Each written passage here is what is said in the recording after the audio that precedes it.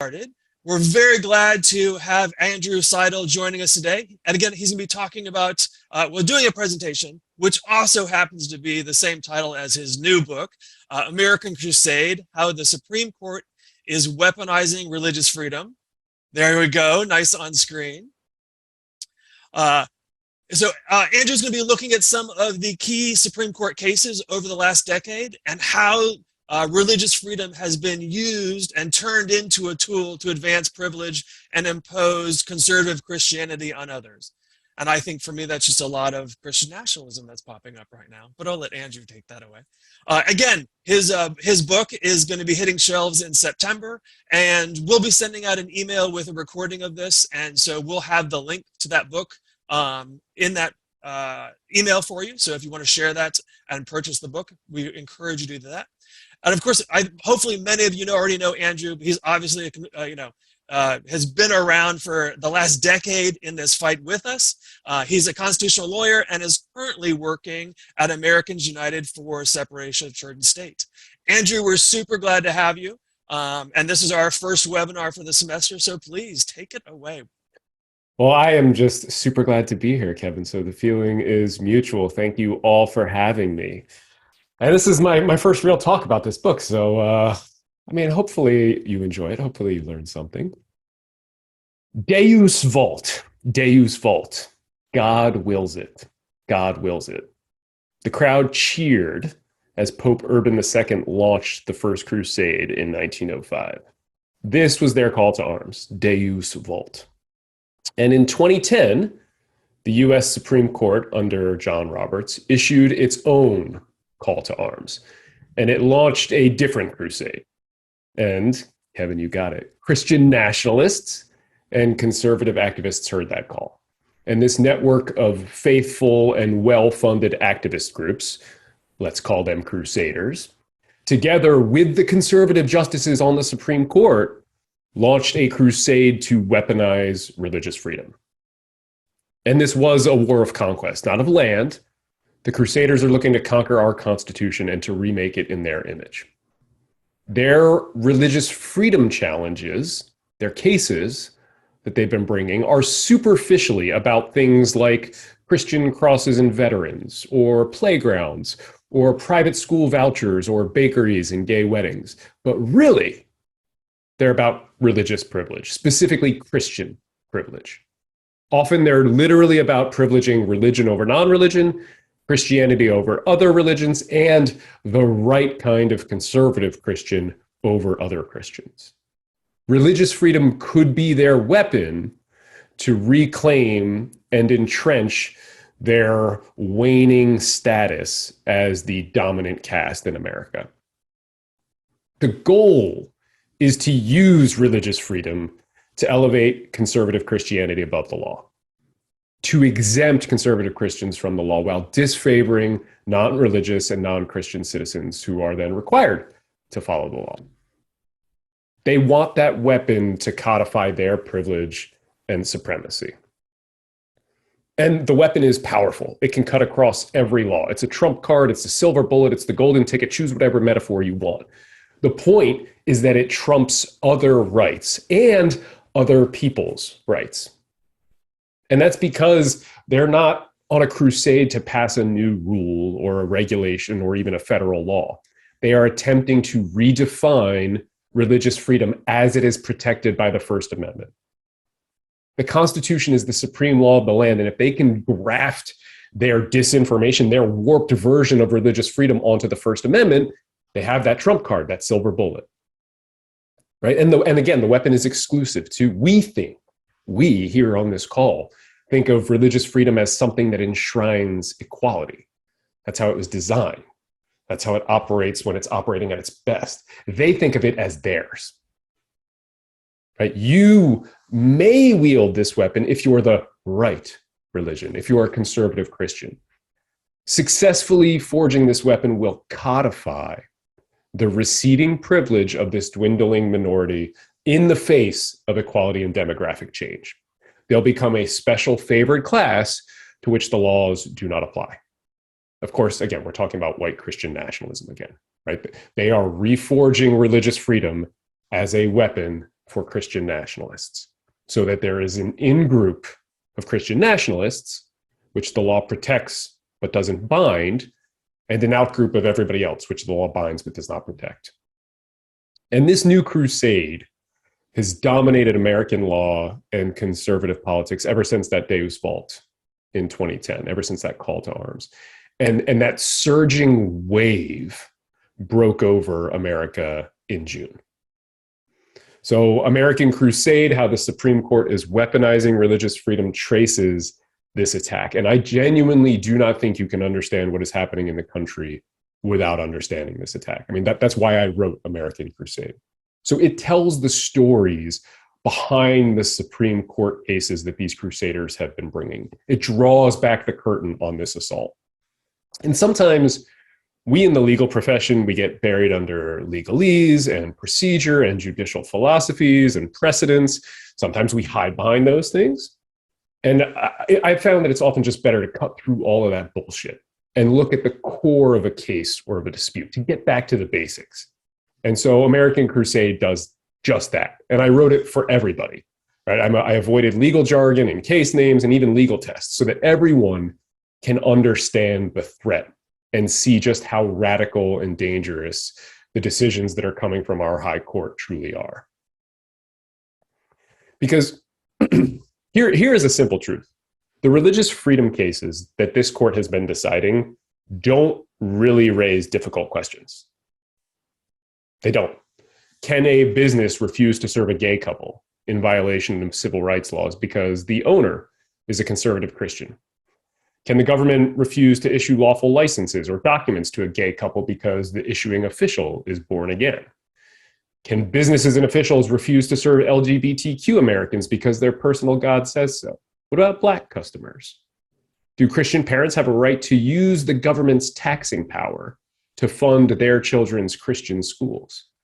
Can they do this even though their taxes already pay for an entire school system that's open to all? What if those Christian schools are blatantly bigoted and discriminatory? Can a city council ban certain religious practices in an effort to drive a church out of town? Can business owners thwart laws that grant employees healthcare rights because of what the owner's holy book supposedly dictates? Can government officials use state power and resources to spread Christianity? What about to impose Christianity on a captive audience of school children? What about to erect and maintain a 40-foot tall Christian cross on government property? Can believers ignore rules that protect public health in the middle of a pandemic? Can Christian foster care agencies take public funds and then refuse to serve Jewish foster families? The answer to each question, posed in real cases, should be no. Legal questions of religious freedom are not always simple. They can be complicated, and often they're emotionally fraught, especially if they involve children. But in the push to weaponize religious freedom, the Crusaders have misled and confounded many Americans about where we draw the legal lines for this founding American principle. So while religious freedom cases may not raise simple questions, they're not that hard. They really aren't. Historically and legally, we draw two basic lines, and then I'll get to a third.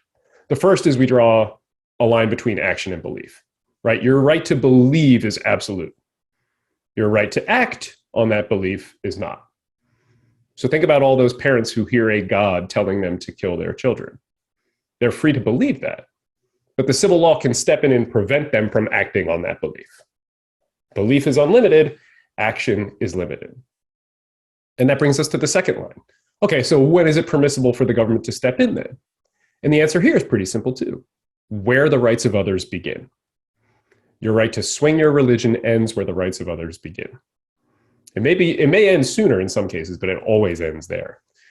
So those two lines, and the third line is even easier. It's the line between church and state. You don't get to use government power given to you by we the people to promote your personal religion, to impose your personal religion on others.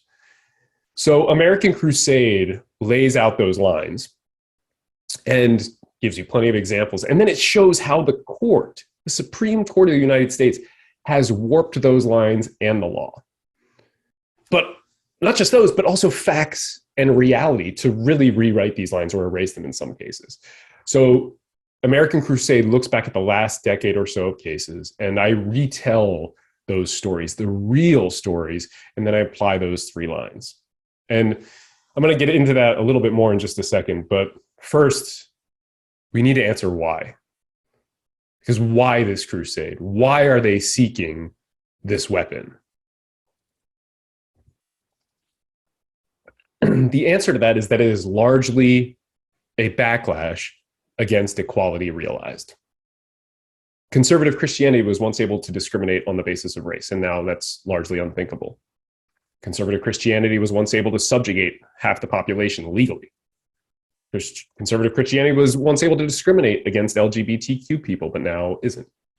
As more people realize rights due to them by virtue of being human, the sphere of religious imposition shrinks. And crusaders are trying to reclaim that lost ground. So let me just give you just a few examples. Right? Obamacare. It expanded equality by recognizing the reproductive rights of American women. Right? And Hobby Lobby's conservative white Christian owners fought against that expansion of rights under the guise of religious freedom. The Obergefell decision expanded equality by recognizing the rights of LGBTQ citizens to equal marriage. Masterpiece Cake Shop's conservative white Christian owner and a host of other businesses fought that expansion, claiming religious freedom. You even saw it in the decision itself. And this court is actually going to hear another case about that this term. Brown versus Board of Education. We can go back that far easily. That expanded equality by recognizing the rights of BIPOC Americans to equal access to education. And in the name of religious freedom, Christians pushed for school choice and vouchers and segregation academies. And last month, the court dealt a serious blow to public education and is forcing taxpayers to fund schools born of that racist legacy. White Christian Americans' status as the dominant group is threatened. And when the dominant group or caste in a society feels threatened or left behind by circumstances, it reacts or overreacts by seeking a way to retain that status. And religious freedom is their go-to weapon for this. And there's some really fascinating data to back this up. And I go over that in American Crusade too. And so for one example, a 2021 survey found that simply mentioning the changing religious demographics in America, right? The rise of the nuns, the fact that Christians are not going to be the majority soon, that Protestants are already not. Just mentioning those changing religious demographics elicited a threat response and triggered these defensive political stances among Christians. So simply acknowledging the shifting demographics created this feeling that their religious freedom was threatened. And it actually pushed them towards Christian nationalism and towards Donald Trump.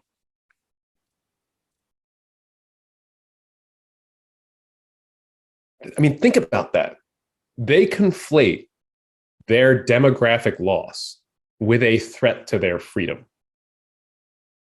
And that suggests that they fundamentally misunderstand religious liberty as privilege. That they believe freedom means enjoying the trappings of their dominant status.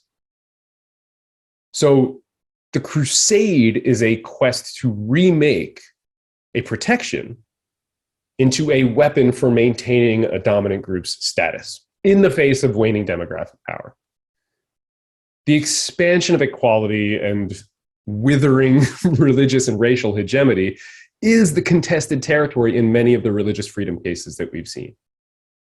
And then I go over an American Crusade. So just to stick with Obamacare and marriage equality and Brown versus Board of Education as examples, conservative Christians feel that these expansions of freedom violate their rights. But parity is not oppression. Equality, even when it means the erosion of privilege, is not discrimination. We're not even expanding rights or giving new rights. We are recognizing rights that have always existed under the law but were never enforced. We are affirming the humanity of our brothers and sisters and admitting that we've been wrong.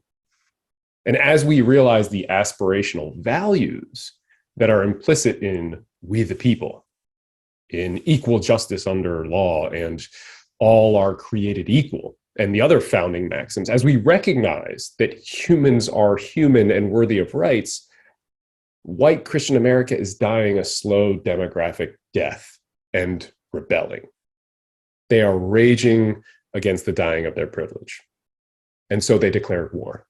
Deus vult, God wills it. The Crusaders heard that message in 2010. And I explain the case and get into that more a little bit in the book. But the Crusaders heard the message and the floodgates opened. They filed lawsuit after lawsuit. They stoked fear of status loss, and they raised millions of dollars. The Crusaders set up these cases, and then the justices on the Supreme Court knocked them down. And it started right after the Deus Vult in 2010. So in 2011, the court allowed a voucher program to send taxpayer funds to a religious school, basically by denying citizens' ability to challenge the program. That was a 5-4 decision. In 2012, it said that religious organizations can legally discriminate when hiring clergy, and it weaponized that decision against employees who had no religious duties. In 2014, it said that religious freedom can override the rights of other citizens, 5-4, and then it upheld the Christian-only prayers that the town of Greece was imposing on citizens. And then in 2017, the court forced taxpayers to fund a Lutheran children's ministry and church. In 2018, it rediscovered this potent argument about hostility toward religion. And it used that to let a business owner violate state civil rights laws and discriminate against protected classes of people. That same year, 2018, after bemoaning hostility towards Christians in that case, it upheld Donald Trump's Muslim ban. If you ever need an example of how this is Christian supremacy, that has to be it. In 2019, it abandoned the need for this sham remedy, and it just said, hey, Christian crosses, you can be up on public land. They don't violate the separation of church and state. In 2020, it continued to abandon all pretense, and it said that taxpayers must fund religious schools, another betrayal of our founding principles. Late that year and then into the next is when you have the court striking down public health measures in the name of religious freedom. In 2021, along with those religious freedom COVID cases, you have the court unanimously holding that the Catholic Church can discriminate against a minority in the name of God while it's performing public functions. And then, and it's amazing that this was just a few months ago, it forced Boston to fly a Christian flag over City Hall, the same flag that the insurrectionists carried on the floor of the Senate on January 6th. It abolished reproductive freedom, which is definitely an assault on religious freedom, true religious freedom. It forced taxpayers to fund religious indoctrination at bigoted Christian schools, and it allowed a coach at a public school to impose his personal religion on other people's kids. Now, when I was preparing this talk, I considered diving into 1 or 2 or even 3 of those cases tonight. But I fear that focus would send the wrong message. Because this is not about any one case, and these cases are not divorced from each other. This is a full-on assault by a rich, powerful network. It's coordinated.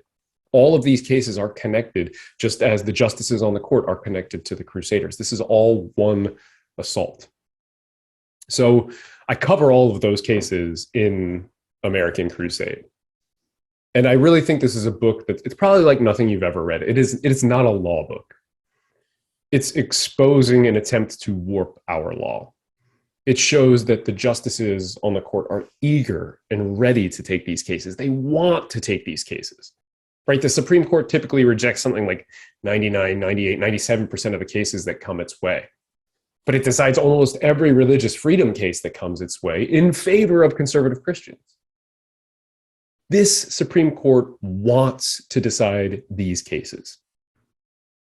So American Crusade tells you what really happened in each case, because not only did I live many of these cases and follow them closely, this has been my whole career. I litigated some of them, I briefed others, I've been on the front lines defending our country from this assault. American Crusade shows you that the conservative justices on our court will bend reality to fit their desired outcome. They'll ignore facts. They'll ignore photographic evidence to adopt what other judges warned them are, quote, deceitful narratives. But I also dug deeper in the book. I interviewed the people who were involved in these cases, and I scoured the archives and other records. So, for instance, in the gay wedding cake case that most people are probably familiar with out of Colorado, the Masterpiece Cake Shop case, I interviewed the couple that everybody seems to forget was a part of this case, Charlie Craig and Dave Mullins. I interviewed the members of the Colorado Civil Rights Commission that the Supreme Court basically called anti-religious bigots, one of whom began fighting for civil rights after hearing Martin Luther King speak about civil rights on the National Mall, something about a dream. And the other supposed anti-religious comment from one of the commissioners who was quoting a New Mexico Supreme Court judge and who got into this civil rights game to give back to his community. That the conservative justices on our Supreme Court are not impartial jurists who are carefully working to determine the meaning of a constitutional provision without bias, right? The Crusaders didn't pack the court to put on impartial justices. These are zealots. They're ideologues who want to decide these cases in ways that privilege and protect the status of conservative, heteronormative white Christian men. The justices are crusaders too. And I talk about how they got onto the court. So Leonard Leo is universally recognized as the man who orchestrated the hostile takeover of the Supreme Court. And I quote a former employee who described Leo's mission. He said, Leo figured out 20 years ago that conservatives had lost the culture war. Abortion, gay rights, contraception, conservatives didn't have a chance if public opinion prevailed. So they needed to stack the courts. They did. They did. Two of the biggest players fighting to take over the court are the Judicial Crisis Network and the Federalist Society, were. And Leonard Leo ran both. Overall, Leo's groups spent about $540 million packing the court from 2014 to 2020. Just yesterday, the news broke that Leo's new group raised 1.6 billion with a B, from a single donation. That's $1 billion more than they spent capturing the court from one donation. So you'll learn about all that and more. You'll learn about the fact that Leo is a conservative Catholic and a member of the Knights of Malta. The Knights of Malta is a Catholic order that traces its origins back to the Knights Hospitaller and the First Crusade. He's literally a crusader. One investigative journalist was looking at the reach of Leo's shadowy kingdom and how it's steeped in Catholicism. And he wrote that it, quote, seemed ripped from the pages of a Dan Brown novel. Others have said that Leo's faith is paramount to him. When he travels, his staff finds the closest Catholic church so that Leo, just like Clarence Thomas, can attend daily mass. And this is all critical because Leo hand-selected the justices that are now on the court.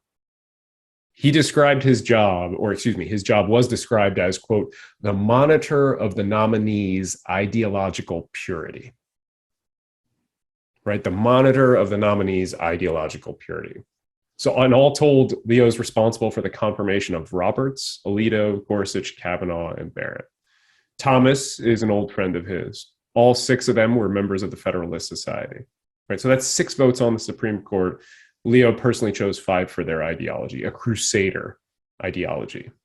And look, I know this is hard to swallow, but the justices themselves are crusaders. So let me just give you one example. The man who is now seen as, sort of more centrist and more moderate than the conservative, even though he is absolutely not. Just absolutely not. And I explain that in the book. John Roberts. Right? John Roberts worked in the first Bush's Department of Justice alongside Ken Starr. He wrote briefs arguing that public schools can impose religion on children at graduation ceremonies and that Christian Bible clubs can use public schools to organize. While in the Reagan White House, he supported a constitutional amendment that would allow public schools to impose Christian prayer on school children. And in one legal memo, he wrote, quote, we still have an uphill battle to return prayer to schools. We still have an uphill battle to return prayer to schools. We battle, return prayer to schools.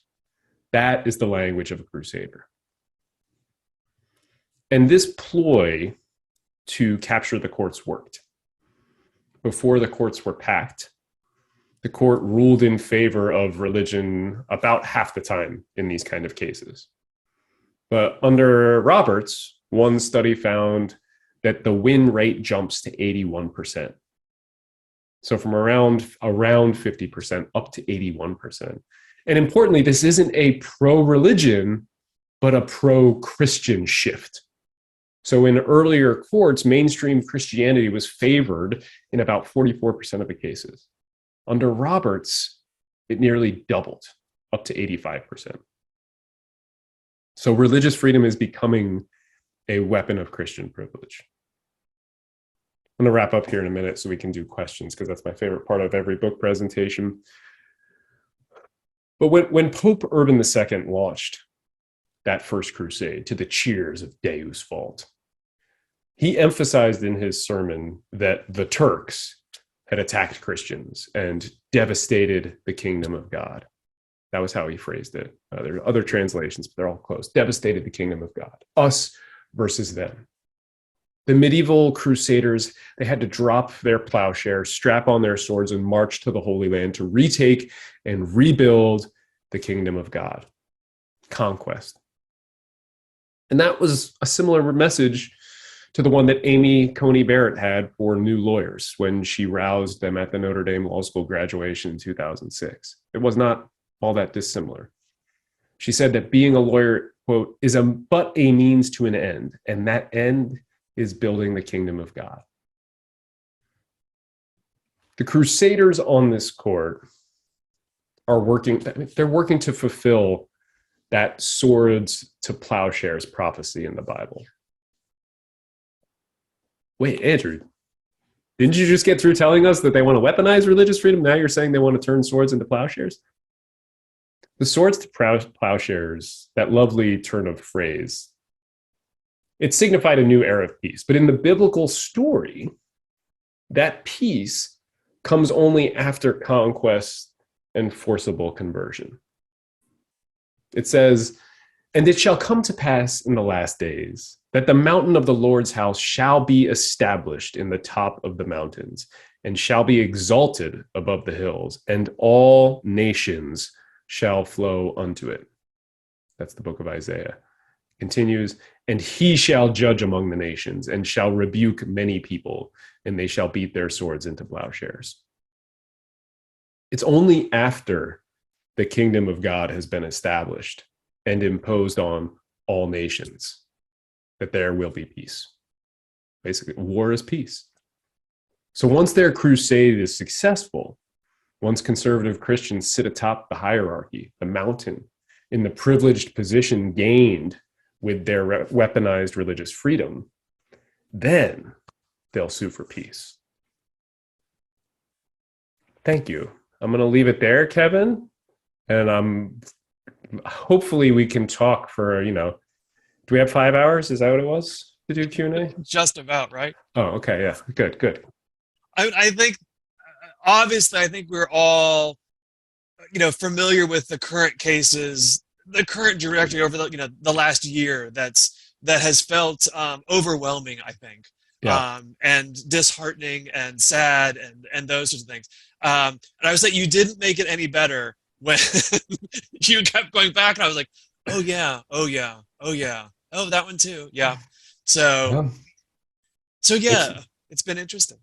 It's been a bad decade. I got into fighting for the separation of church and state in the legal arena right about the time of that Deus Vult. Almost just about the same month, really. And ever since, I've been watching this happen, and it's so different than what you learn about the separation of church and state and what we expect. And I don't think a lot of people have put the puzzle pieces together until June, and people are finally starting to wake up and be aroused. Now, some of the people on this call probably have, because this is an issue you care about more, but I think a lot of Americans for a very long time have taken the separation of church and state for granted, right? It's a thing that's out there that exists. It's kind of a truism, right?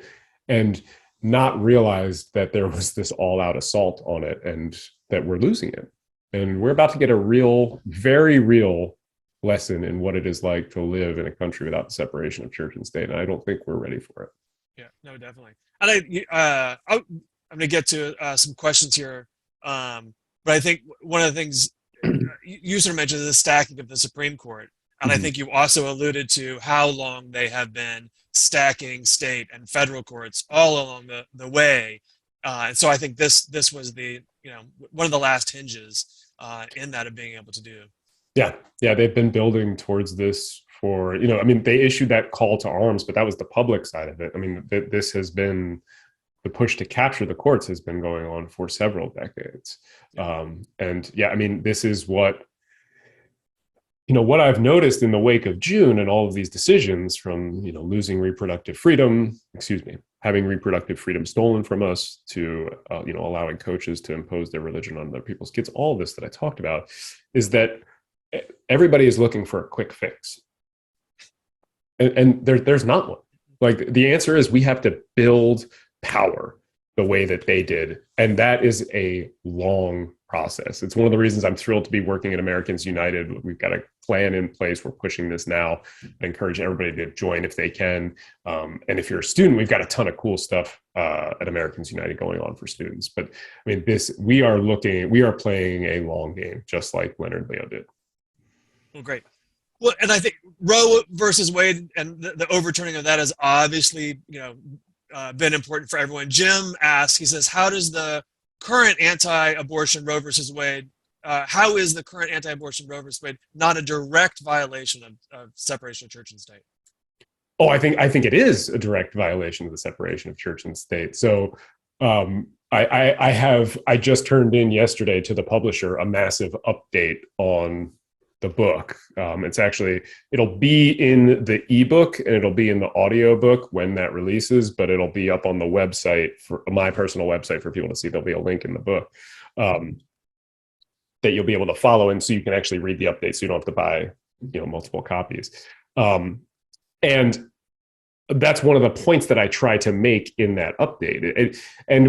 If you listen to the legislators who pass abortion bans, they are not shy about proclaiming that they are doing God's will, that they're acting for Jesus. I mean, which state? Indiana passed one just a couple of weeks ago, and it was like a church service watching them pass this ban, and that is imposing one narrow conception of religion, conservative Christianity, on the entire country. That is very clearly a violation of the separation of church and state. And I don't think it's an accident that it comes at the end of a decade of assaulting that wall and trying to tear it down, trying to erase those 3 lines that I mentioned earlier, right? I mean, that is not a coincidence. That is part of the orchestrated plan. Definitely. And Jonathan, so this is a little bit of the flip side of a different look on Roe versus Wade. Jonathan says, regardless of what position one takes personally on abortion, shouldn't one nonetheless support the overturning of Roe versus Wade, given that the ruling seems to build its case upon misreading of the 14th Amendment? So abortion should not be the Supreme Court decision, but should rather be put back into the hands of the individual states where they can make their decisions. No. I mean, let's take the religious freedom example of that. It's up to states to determine whether or not you have religious freedom to be an atheist, or you have the religious freedom not to go to church on Sundays, right? Like, we're not actually saying that you don't have that right. We're just giving it back to the states, right? Or think about it with free speech, right? Like, we're not saying, I mean, it's put it in any other right that you hold dear. I think, Jonathan, you said, ask this question. Pick whichever right that you hold most dear, Jonathan, and then just imagine them saying, well, we're going to leave it up to the states whether or not that right exists. No. Yeah. My thing often comes down, I'm sorry, but our freedoms aren't up for vote. Our freedoms are guaranteed under the Constitution, and that comes with all of those. Um, so Lawrence has taking a little bigger. Lawrence asks, how do we know the limits of the free exercise clause, and where is Yeah. that codified? Yeah, I mean it's a really good question, Lawrence. And I think there's been just a lot of deliberate attempts to muddy those waters. And so this is one of the first things I kind of address in the book. And I actually start the book out with what I think is the easiest example. Jesus, take the wheel. Right? Does anybody out there listening to this believe that people who genuinely hear Jesus telling drivers that he's going to take the wheel, that they have a religious freedom right to do that? There are a lot of examples of it. I recount some of them in the book. I've not found a person yet willing to say that, yes, you have a right to recklessly endanger everybody on an interstate, or end up putting your car through a house, as has happened in several of these cases, because you can claim religious freedom. Right? There clearly are limits, and that's the first step. A lot of people just assume I have a right, therefore it's limitless. And that's simply not true. And so early on in the book, I go through the different lines that we draw when talking about this. And there's that first line between action and belief, right? So your belief that's about the only unlimited right you have under the Constitution, the right to think freely, right? We can't police your thoughts. There's no such thing as thought crime. But we can police your actions. And your right to act on those beliefs can absolutely be limited by the government. And typically where we allow the government to step in is when those actions, be they motivated by religious beliefs or some other belief, affect somebody else's rights. Right? And this is the very easy answer to some of the hard questions that pop up. COVID, your right to worship does not include the right to risk the health and safety of an entire community. It just doesn't. So I do not think these questions are all that hard. I think they've been deliberately, the waters have been deliberately muddied. And then again, the third line is the line separating church and state, which is you don't get to abuse the power of an office that was created by we the people to promote your personal religion. Yeah, and I think during your conversation or your presentation, you talked about a lot of different cases. And so River asks, is there any particular item on the right-wing agenda that you believe can be separated from Christian nationalism? Ooh, that's an interesting one. I mean, Christian nationalism really does seem to be like the motivating factor. And there have been a few that things that even I was surprised to discover, not recently, but back when I was first learning and researching about Christian nationalism back in 2016, 17, even before in some cases. You're doing the webinar on guns and Christian nationalism, and I think a lot of people don't grasp how strong that tie is, and how much it motivates those stances for a lot of folks. A lot of the anti-democratic stances, thoughts on police, racial discrimination, I mean, you name it, it's kind of there. And by the way, the manifestation of religious freedom as a way to protect and privilege Christian nationalists is also everywhere too. And I get into that in the book. You will see religious freedom now invoked in the strangest of places, including I have one mention in a push to fight against one of the infrastructure bills that the Biden administration was passing. People raised religious freedom objections to that. So I mean, it really is everywhere.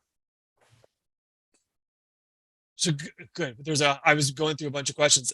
There's multiple questions and asked in sort of different ways. And it sort of really is. So whether it's advice for students or advice for just general people, like, okay, now what? What do we do? There's just a ton of questions all about that. Okay, great. What do we do? What do we do? Yeah. What do we do? Yeah, it's not a good idea to scare the shit out of people and not give them a solution. I should think of that when I'm giving these presentations. I mean, there are a lot of things that I think you can do. I think one is to shift your expectations. There is no quick fix. I always tell people, voting is literally the least you can do. Okay? It's crucial and it's important, but it's literally the least you can do. If you want things to change, you need to be doing a lot more than voting. But you've got to be voting. I would recommend you join AU, right? Americans United for Separation of Church and State. We are an advocacy organization. We bring people together of all religions and none to protect the wall of separation. It's right there in our name. We've been doing it for 75 years. Again, we have amazing youth fellowship programs and essay contests. I think our essay contest is going on right now. And we have long argued and fought to ensure that church-state separation remains that shield that protects true religious freedom and protects all of us from government overreach. And we can only do that as Americans united. And that's why I'm so proud to be part of that organization. Embodies this value in its very name. And if AU is not for you, go out and join one of the other secular organizations that are fighting for this. I mean, it's not just that Christian nationalism and religious freedom cut through everything. The separation of church and state does too. The other way. Whatever progressive issue you care about, having a robust separation between church and state, between religion and government, is going to advance your work in that arena. I mean, just about every single issue. I can't think of one where it doesn't. I would love for people to buy the book and understand it, because I get into that in the last couple chapters too. Other things that you can do, concrete, real things. I also remember what it was like to live off of student loans. So put it on your wish list, tell your family to get you a copy, or this is also great. Go to your local library or college library and tell them to order some copies. Do not, whatever you do, this is crucial. Do not send copies of my book to Pastor Greg Locke. He burned the last book that I wrote, and I would much prefer people to read it. So, and the other thing is to talk about this. I think we really do need to try to reclaim religious freedom. I dedicated the book to Christian nationalists. I explained to them, we're not coming for your rights. We're coming for your privilege. I think taking and tackling these issues head on is really important too. And I'll just add in there, I think we have seen some of our alumni. We have Sarah Henry in Florida, who's running for representative in, state representative in Florida. We have one of our donors is running for, I think it's in Wisconsin. So, run for office. And, big office, state office, yes, a lot of money. Run for your school board. Some school board votes are decided by 11 people. Those are things that we can do. And we know the religious right has been trying to take over school boards. And I think Hemant Mehta just posted a big thing about, bringing candidates on in front of the church, mm-hmm. and, please vote for them for school board, because we want to take over the school board. So those are simple things, easier things that we can do as well, just in our own local communities, that do make a really big impact. Yeah, I want to second that too, because I think that's absolutely crucial. When I was going around doing the tour for my first book, The Founding Myth, I said that at every stop. And I know the biggest response that I got from people who were hesitant or reluctant to run for office was that they would say things like, well, I'm not really qualified. What do I know about school boards? And just look at Marjorie Taylor Greene, right? You are more qualified than the vast majority of the people who hold office in America right now. If you are a thoughtful skeptic, especially, I feel very confident in saying that. And Kevin, you're absolutely right. And I talk about this a lot in the last few chapters of the book. The public schools are kind of the last bastion of the separation of church and state. And it's going to be one of the last dominoes to fall in this crusade.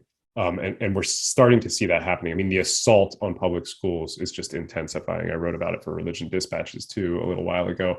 This is what the Don't Say Gay bill in Florida is about. There's so much that's happening on this front. I would really encourage anybody watching to go run for your local school board. Right? And if you can't do that, go to some of the meetings and speak up against the bigots and the book banners and the book burners and the Christian nationalists there.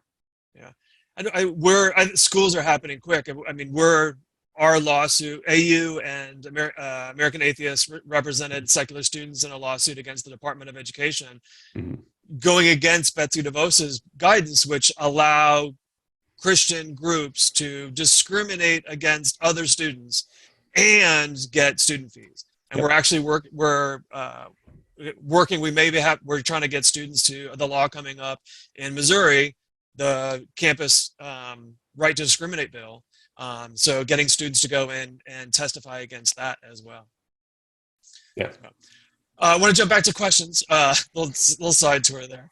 So Heather asked, you mentioned the conservative justices want to hear religious freedom cases. And it's clear from Thomas's concurring Dobbs opinion, where he stated that the court should consider all of the court's other cases, including Griswold, Lawrence, and Oberfeld.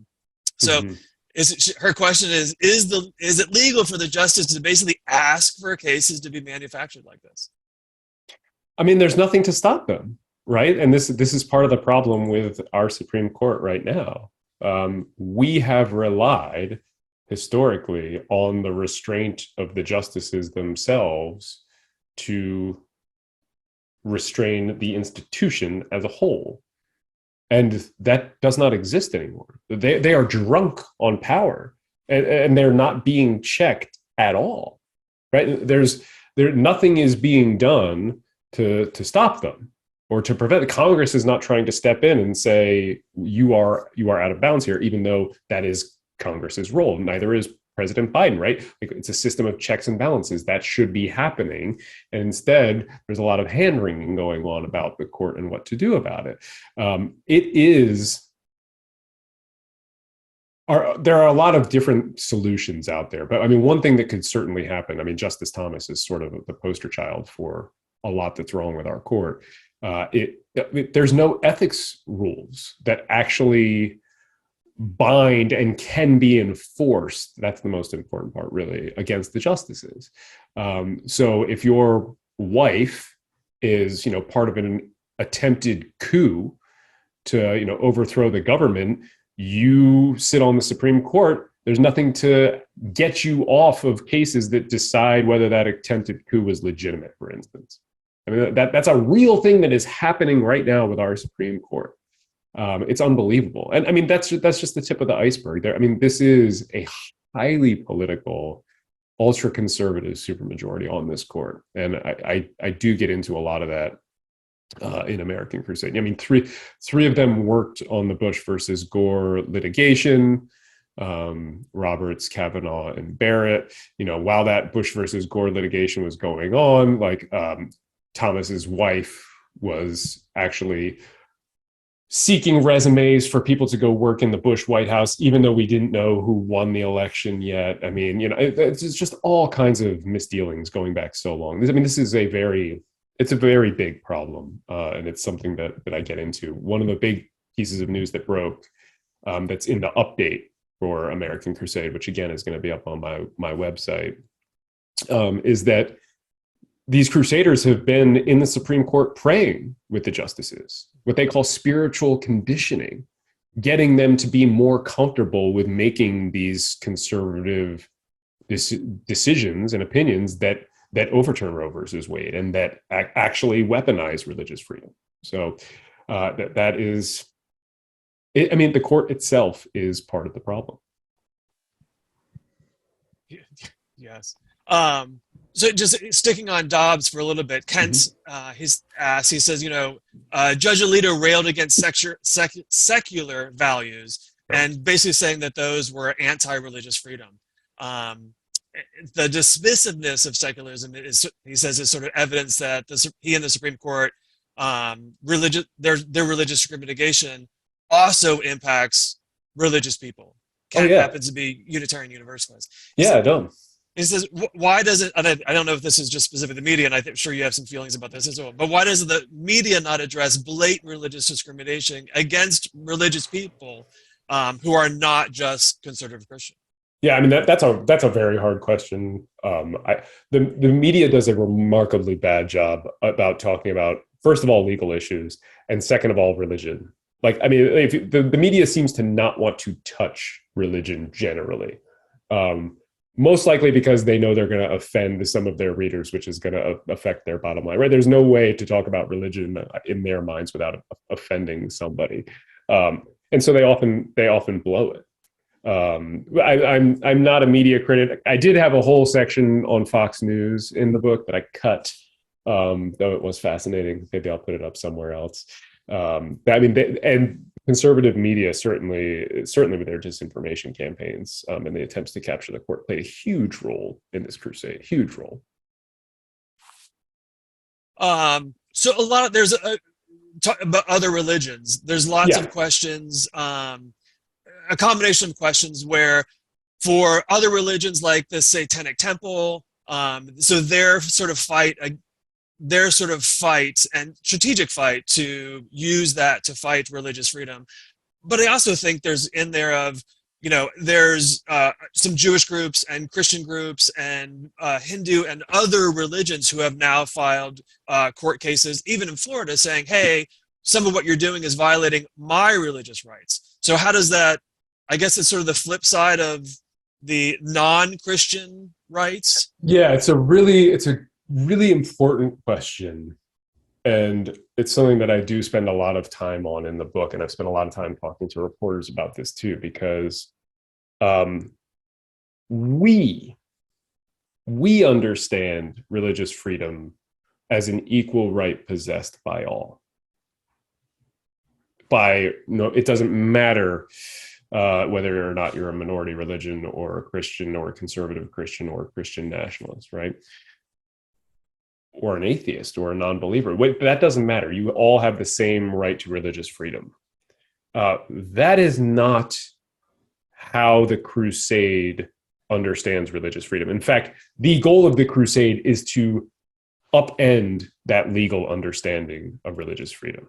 Right? And this is what Alito was talking about in Rome. I mean, he essentially confessed this much in my mind. This is the goal of the Crusade. For this court, religious freedom belongs to conservative Christians. And conservative Christians have so much religious freedom that they can impose their Christianity on half the country, right? That's Dobbs, right? That's overturning Roe. So I think we don't grasp, nor should we, but that's part of why I wrote this book, that the goal of these cases, of these justices, of this crusade, is to discriminate in favor of conservative Christians, right? So there was this case that just came down about funding private Christian schools that are horribly discriminatory against LGBTQ people in Maine. And for the court said that the government must use its taxing power to fund these schools, right? Because it has funded some other private secular schools, it must also fund these Christian schools. And so you get these responses, invoking our friends at the Satanic Temple, right? I can't wait to see the Satanic Temple open a school in Maine.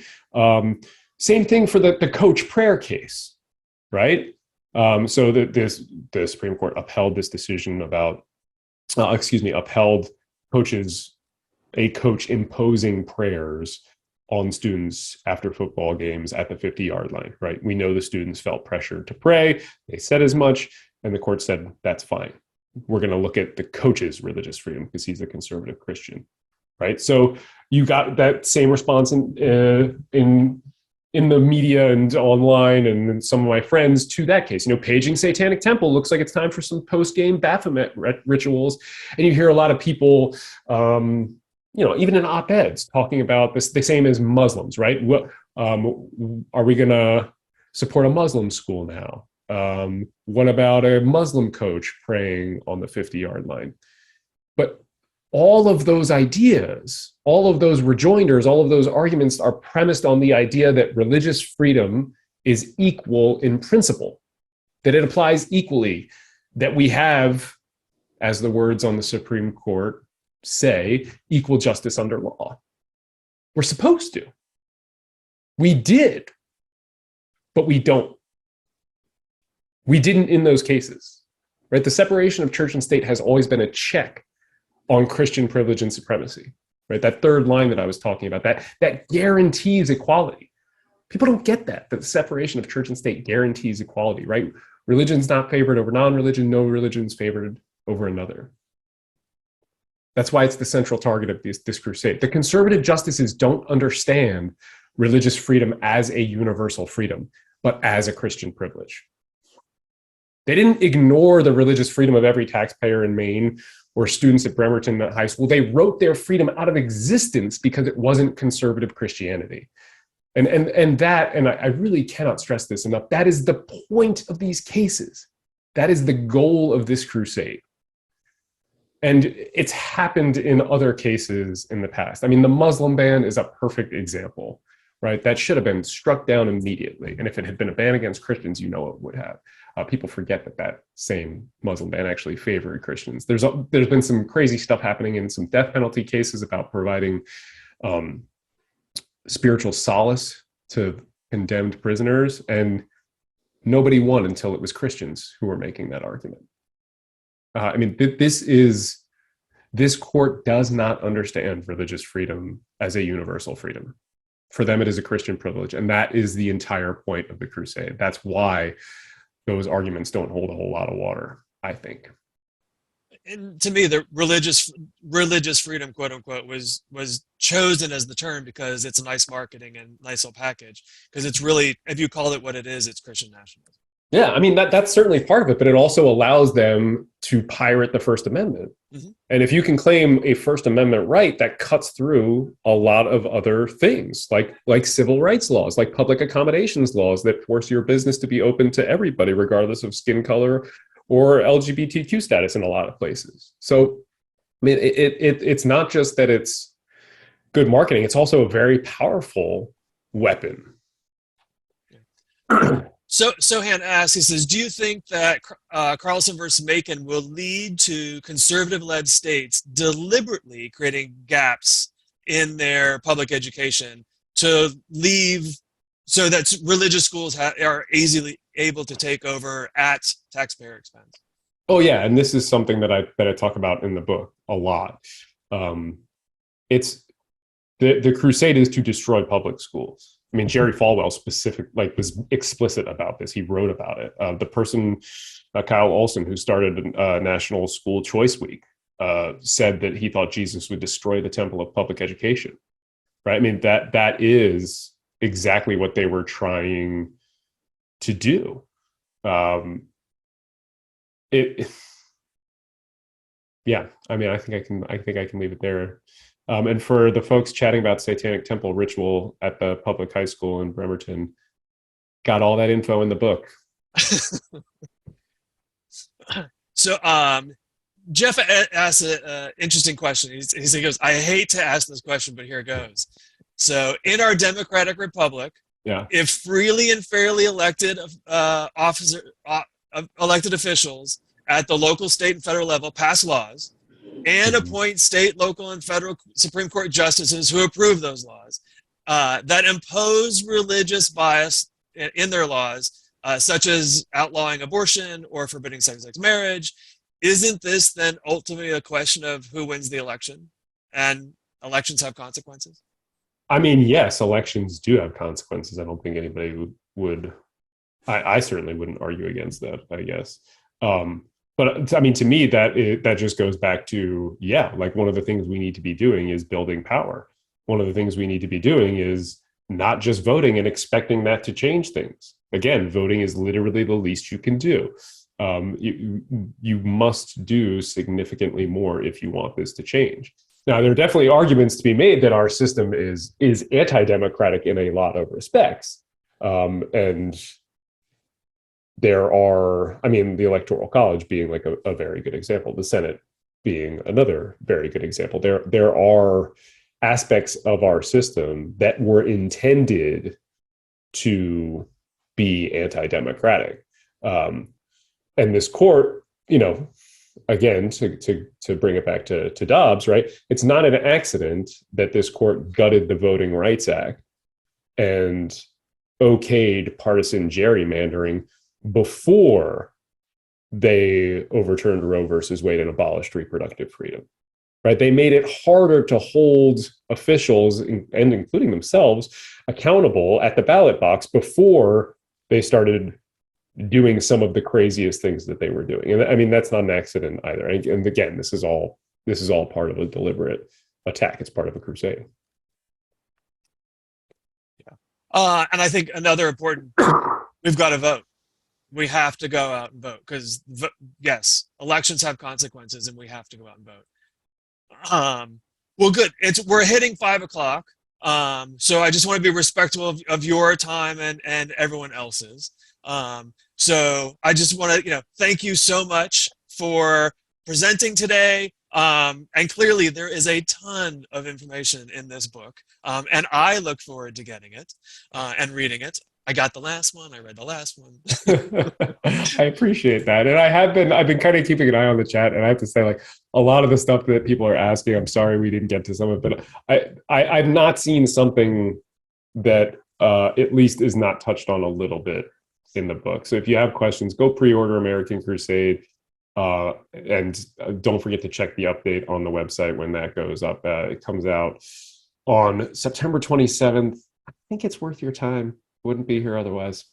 I was talking to someone yesterday who gave our office a call, and I said, we were talking about things. I said, "Oh, don't forget we have the webinar tomorrow. This one today." Mm-hmm. He goes, "I've just been so depressed about everything that's been happening." He goes, "Is the webinar going to make me feel better?" And I said, "Yeah, probably not." yeah, probably not. But I prefer to tell the truth rather than comfortable lies. I mean, and honestly, like. This can and should be a wake-up call for all of us, right? Like there is no quick solution to this. It's not going to happen overnight. Like, we have to take the time and play the long game and build power. And we can do it. I really think we can do it. I would not be here. I would not spend my personal time, when my tummy is rumbling, guys. Like, I would not be here if I didn't think we could win this fight. We can win. The numbers are on our side. The whole reason this fight is happening is because they are seeing the waning demographics. They know they are on the way out. That's why they're doing this, right? We're gonna win. We just have to fight. Yeah, and one of the things I love about working with secular youth, well, just youth in general, but is if we look at the numbers, the number of non-religious youth in the United States is just growing like crazy. And the reality is every time Marjorie Taylor Greene opens her mouth and says we should all be Christian nationalists, and when they overturn Roe versus Wade, and when we look at what vouchers are doing to the educational system, which I know AU is just on top of like crazy. I always say that the conservative religious right is making more atheists every day than our organization could ever do. And that's not my goal. My goal isn't to make more atheists. But there's a reality of they are so askew in what they were doing and so horrible and so hypocritical, and without moral and value, good ones at least. They are making young people, it's so obvious, they're making young people turn away from religion faster than I think anyone else can. So good. I just want to, so thank you very much. Again, totally appreciate it. Love having you on every single time. Yes. For those people on, we will have a recording of this video. So if you want to share it with other people, you are more than welcome to do that. We'll send you a link to the video. We'll send you a link to pre-order the book. So truly appreciate everyone's time here today. And Andrew, as always, thank you so much. Oh, it was my pleasure. Thank you so much for hosting me. Always fun. Everyone have a good night.